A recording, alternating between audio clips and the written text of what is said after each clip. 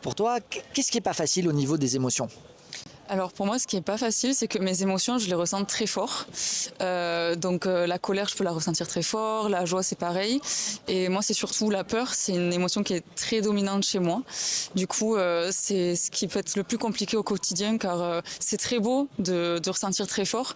Mais quand on n'a pas forcément les outils pour réguler ça, ça peut vite être handicapant au quotidien. Qu'est-ce que ça a eu comme peut-être conséquence ou qu'est-ce qui a participé à cette intensité? Avec les études, le quotidien, on va dire que j'ai développé une anxiété assez importante, on va dire. Concrètement, l'anxiété, ça ressemble à quoi? Au niveau physique ou même en termes de pensée? C'est quoi ton quotidien?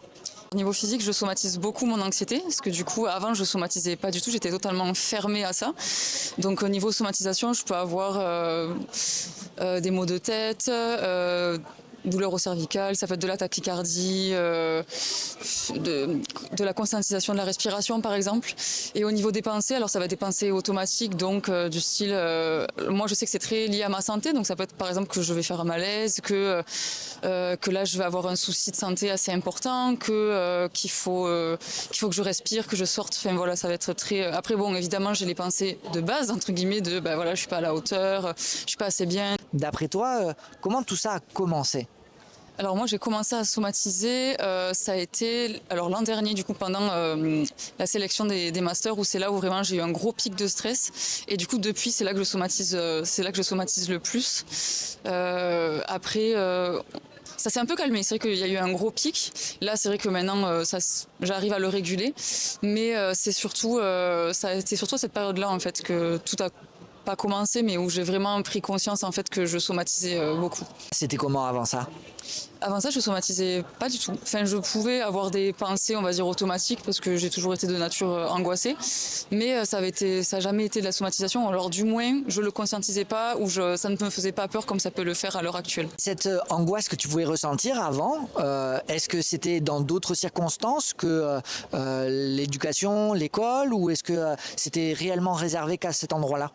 Non, pas forcément. Ça pouvait être sur plein d'aspects. Ça pouvait être l'angoisse, par exemple, sortir dans la rue, par exemple, s'il va m'arriver quelque chose, ou oui, même en général en société avec les gens, de mal se comporter, ou de pas faire comme les autres, un peu de comparaison sociale, on va dire. Donc ça a touché vraiment à peu près tous les domaines de ma vie, pour être honnête. Ce que tu me dis, je sais pas ce que tu vas en penser, ça me fait penser à de l'anticipation.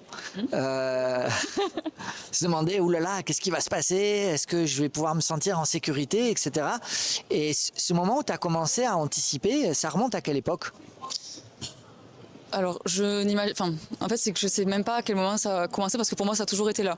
J'ai toujours anticipé, j'ai toujours été un peu de nature anxieuse, donc on va dire que ça a toujours été une stratégie pour moi d'anticiper. Je pense que c'était une manière pour moi de contrôler un petit peu mon environnement. En supposant que ce soit possible de vivre un peu différemment, qu'est-ce que tu peux te souhaiter par rapport à cette anticipation? De quoi tu peux avoir envie comme changement? Je me souhaite quand même de lâcher prise, donc je pense que ce serait plus un changement, c'est de moins anticiper, de vivre comme je le fais, mais sans anticiper le futur de manière négative, ou alors que si j'anticipe, c'est anticiper que je vais passer un bon moment, que je vais rencontrer de nouvelles personnes, que je vais rentrer chez moi en étant de bonne humeur, sans avoir de réactions physiologiques qui peuvent un peu me mettre KO. Sur quel levier, sur quel niveau de toi-même on peut permettre justement ce genre de changement?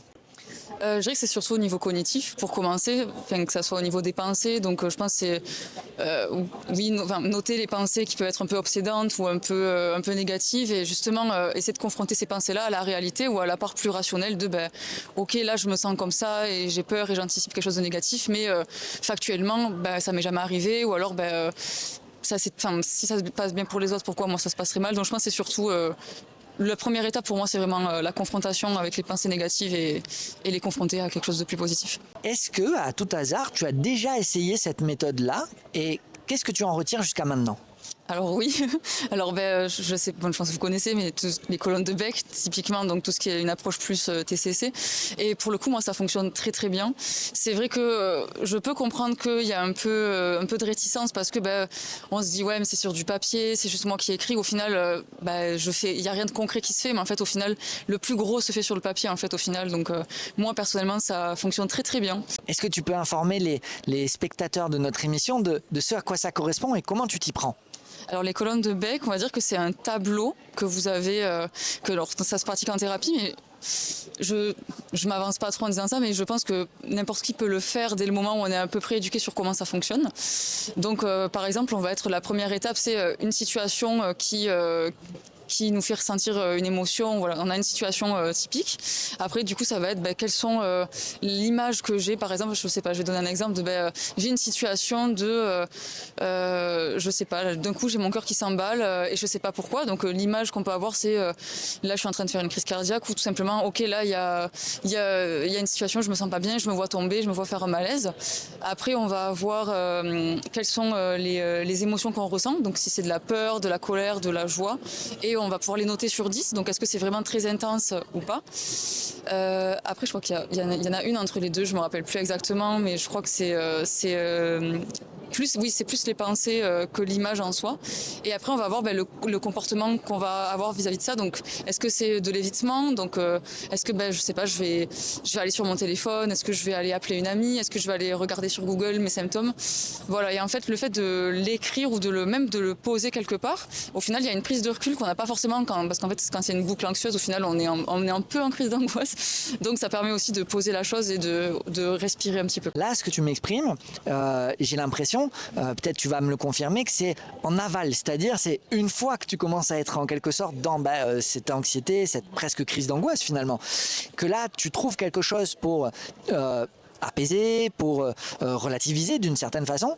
Mais qu'est-ce qui peut, d'après toi, être fait cette fois-ci en amont pour que justement il n'y ait pas d'anxiété?